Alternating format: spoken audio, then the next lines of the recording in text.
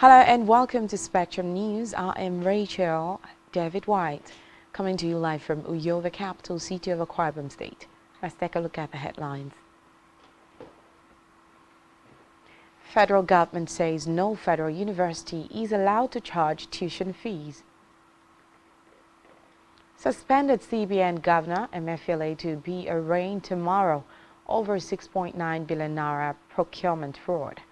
Plus, Germany approves plan to legalize recreational cannabis. We'll bring you details of the stories and more in a moment.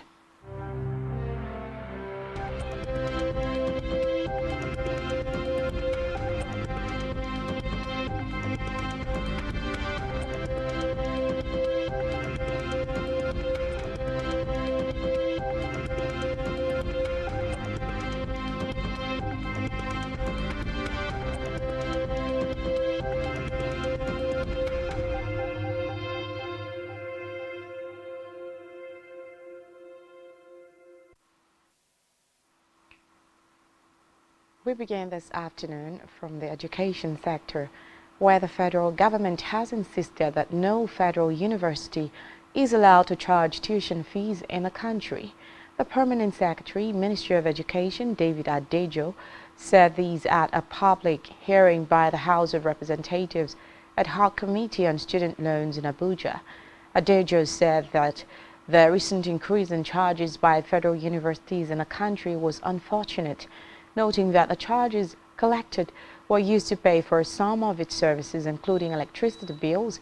He claimed that the signing of the Students' Loan Act was responsible for some of the hike in the university charges.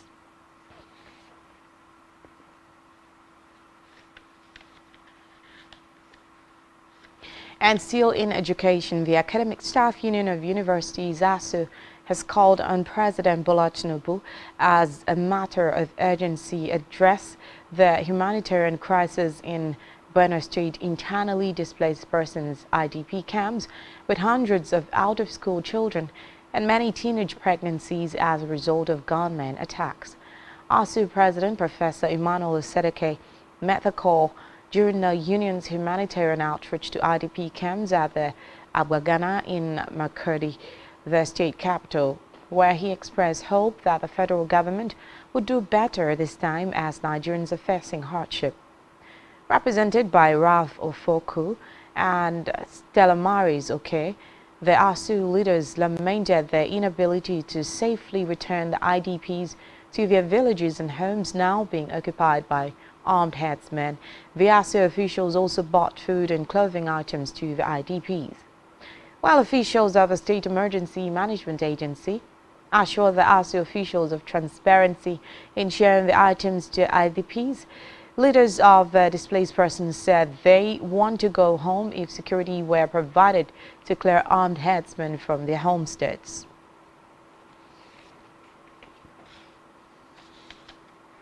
Well, in the meantime, the federal government will on Thursday arraign suspended Central Bank of Nigeria Governor Godwin Emefiele and his associates for a 6.9 billion naira procurement fraud at the Federal Capital Territory FCT High Court in Abuja.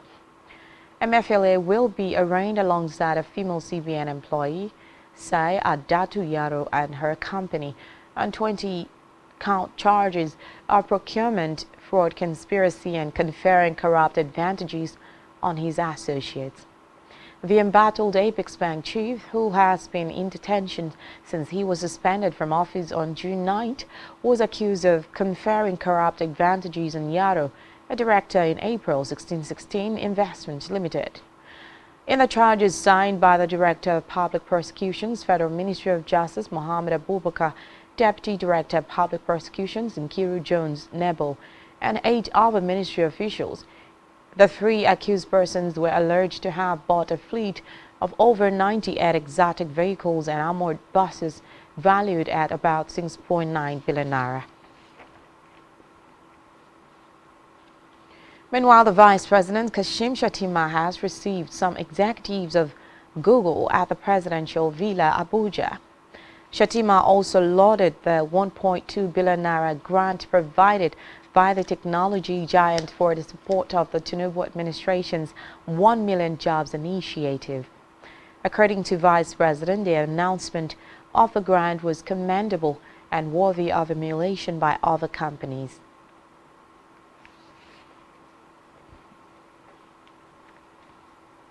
Now to Nigeria's leader, President Bola Tinubu, who has said that the biting sanctions imposed by Economic Community of West African States (ECOWAS) on the Niger junta would not be lifted despite the military leaders' promise to negotiate with the regional bloc to resolve the crisis in the Francophone country.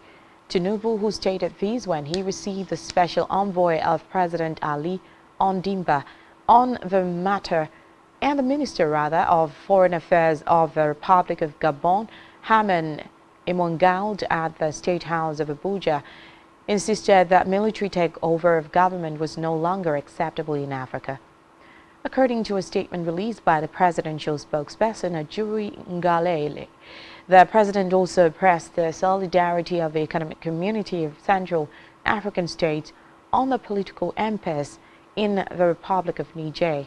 Meanwhile, the junta led by General Abdourahmane Tiani has demanded restoration of electricity cut off by the federal government as part of the embargo slammed on the coupists following the overthrow of President Mohamed Bazoum on July 26.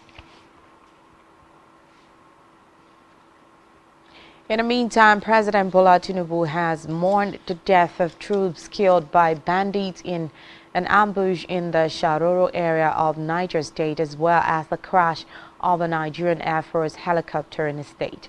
The president, in a statement, disclosed that the incident brought him immense sadness, saying the officer and men were answering the call of duty while on an evacuation mission. While commending the courage and devotion of the fallen soldiers, Tinubu expressed condolence to their families, the chiefs of defense staff, air staff, army staff, naval staff, and the entire armed forces of the Federal Republic of Nigeria. In a separate development, airline operators of Nigeria has stated that Nigeria Air, the country's proposed it does not have an airline operative certificate. The spokesman of the airline operators of Nigeria, Obiora Okonkwo, told newsmen in Abuja that if Nigeria Air were to begin operations in October 2023, it would be doing so without a valid air operator certificate. Okonkwo, who is also the chairman of United Nigerian Airlines, said that any action contradicting the court order would be a clear violation of the law. He expressed belief that the court would take the necessary step to address the matter. In another development, the Kano commander of the National Drug Law Enforcement Agency, NDLEA, says it arrested 10 suspected drug dealers operating in different parts of the state in July alone. Sadiq Megatari, the state NDLEA public relations officer, said this in a statement today in Kano. Maitagari said the suspects include Abubakar Yunusa, 33, James Demitokwe, 42, Sani Mohammed, 23, Aminu Sani, 23, and Emeka Williams, 31. He said the other suspects include Yunusa Al-Hassan, 31, Mohammed Abubakar, 35, Husani Hamza, 45, Sani Dahiru, 30, and Mohammed Ibrahim, 30.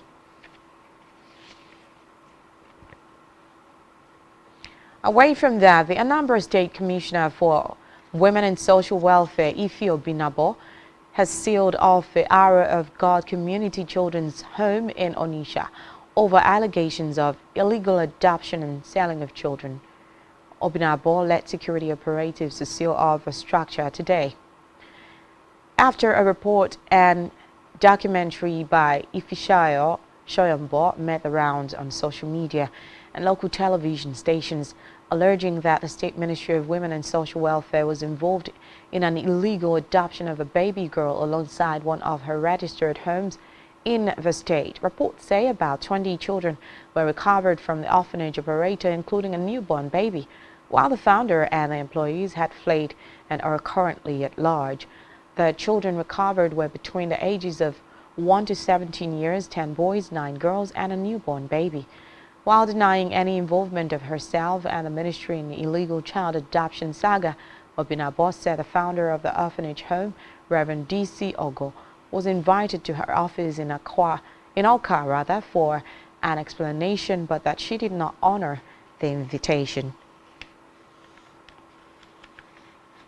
And now to Africa, where Niger's military-appointed Prime Minister Ali Zain has made an unannounced visit to neighboring Chad, as West African states set talks for mulling possible military intervention to reverse the country's coup. The Chadian government said that Zain, a civilian appointed by military rulers who ousted Nigerian President Mohamed Bazoum on July 26, arrived in Chad for a working visit. In a statement issued after meeting Chadian President Mahamat Idris Deby Itno, Zain said he had brought a message of good neighborliness and good fraternity from the head of Niger's government, adding that Niger is in a process of transition. Still in Africa, Rwandan fugitive Fulgens Kayishema, who has been in custody in South Africa, has been arrested again on an order for his transfer to Arusha, Tanzania, to stand trial for genocide. He was arrested while in the holding cells at the High Court in Cape Town yesterday. Reports say Kayishema is to answer to charges that he allegedly orchestrated the killings of approximately 2,000 Tutsi refugees at the Catholic Church in Rwanda during the 1994 genocide. Well, according to reports, the request for international residual mechanism for criminal tribunals. On a foreign scene, the German government approved a draft law legalizing the purchase and possession of small amount of cannabis for recreational use. German Health Minister Karl Lauterbach made this known today, calling the draft law a turning point. A German attitude towards cannabis, despite criticism from opposition politicians and judges. According to RFI, the bill, which still needs to pass through Parliament, would allow adults to possess up to 25 grams of cannabis and grow up to 3 plants for personal use. Meanwhile, minors will still be prohibited from using the drug, and the government will launch a campaign warning of the health risks for young people especially.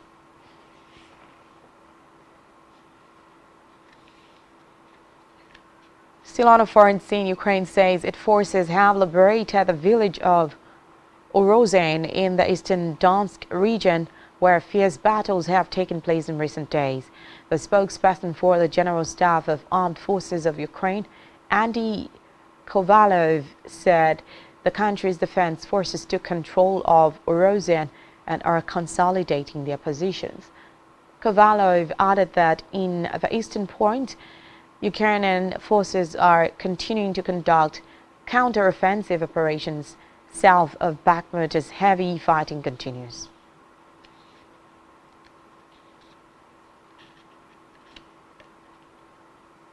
Still to come in the news. England beat Australia 3-1 to bridge Women's World Cup final. To stay with us.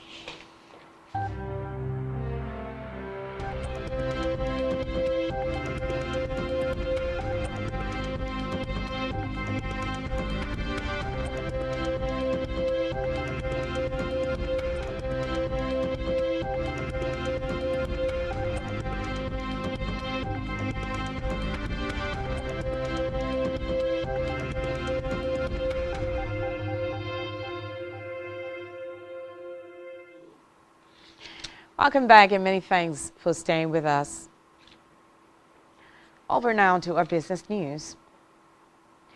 On our business news, the Ministry of Finance Incorporated, the investment vehicle of the federal government, has set its eyes on the capital market to raise funds as it seeks to meet its target of having 100 trillion naira asset under management in 10 years.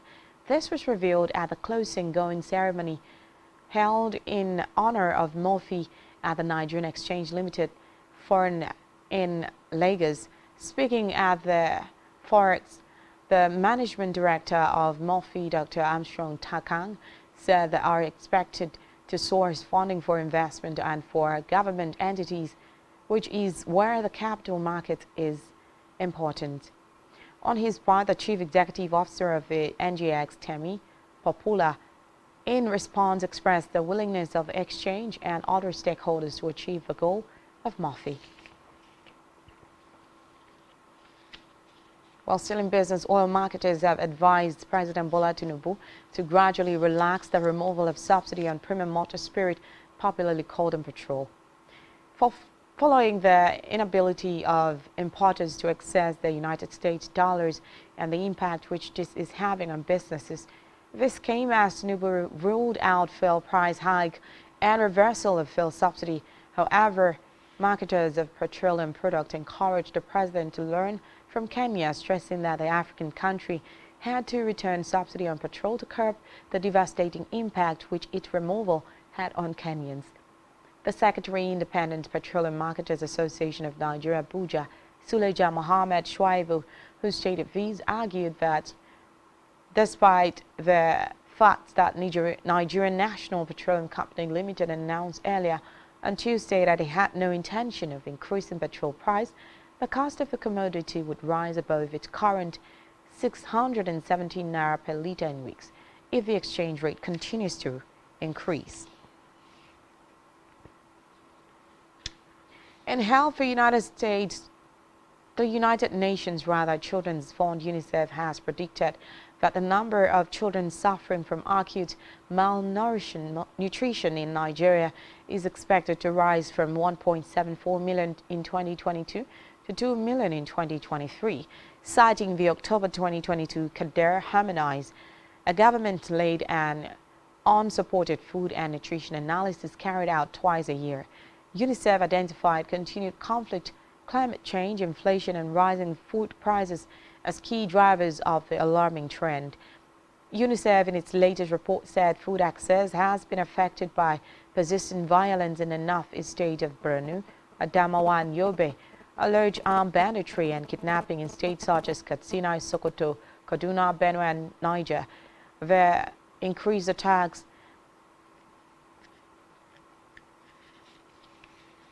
In the meantime, the Director General of National Agency for Food and Drug Administration and Control, Professor Mojisola Adeyeye, says consumption of carbide-ripened fruits may cause sleep disorders, mouth ulcer, and cancer. She said this in Bauchi State during a one-day sensitization workshop organized for journalists, marketmen, and women in the Northeast on the dangers posed by drug hawkers and carbide-ripened fruits. Professor Adeyeye, who was represented by Director of Chemical Evaluation and Research, Dr. Patrick Omokpariola, said characteristics of carbide-ripened fruit include considerable loss of properties such as color, taste, and feel. On his part, the chairman of Health Journalists in Nigeria, Hassan Zaki, lauded NAFDAC for raising the alarm, noting that it would help to save lives. He urged journalists to amplify the campaign on drug abuse and carbide-ripened fruits in the region. And Sport England will play Spain in the final of the Women's World Cup after defeating co-host Australia 3-1 today in front of more than 75,000 people in Sydney. England took the lead in the first half through Ella Toone, only for Sam Kerr to equalize just after the hour before Lauren Hemp and Alicia Russo scored to put England into the finals. And also, still in sports, Harry Maguire's move to twist Ham is off with the defender intent on staying in Manchester United to fight for his place in the first team. The England defender, 30, looked set to join the Hammers after a £30 million fee was agreed between the clubs. Reports say Maguire struggled for first-team opportunities last season and was stripped of the captaincy this season. However, United have maintained they would respect his wishes and did not want to push him out of the club. On our entertainment news, Afrobeat star Davido has procured a new necklace to celebrate the success of his timeless album. The diamond-crested pendant was designed by luxury jewelry brand Local Cattle Brothers UK Jewelers and reportedly cost over 500 million naira. The diamond pendant was created in recognition of Timeless, his multi-platinum album. In a video shared on his Instagram page, Davido was seen taking possession of the jewelry from the designers. And still on entertainment, Malian Afropop musician Salif Keita, popularly referred to as the Golden Voice of Africa, has been appointed special advisor to the head of Mali's military junta. This was announced in a decree signed by Colonel Assimi Goïta, the military leader who ousted the country's elected President Ibrahim Boubacar Keïta in 2020. Meanwhile, the transitional president, in a decree dated August 11 and published August 14, 2023, appointed 5 new special advisors. The decree does not give details about Singer's new role. Meanwhile, the 73-year-old singer has been a strong supporter of the junta, endorsing its narrative of national sovereignty and calling for a departure of UN peacekeeping troops from Mali.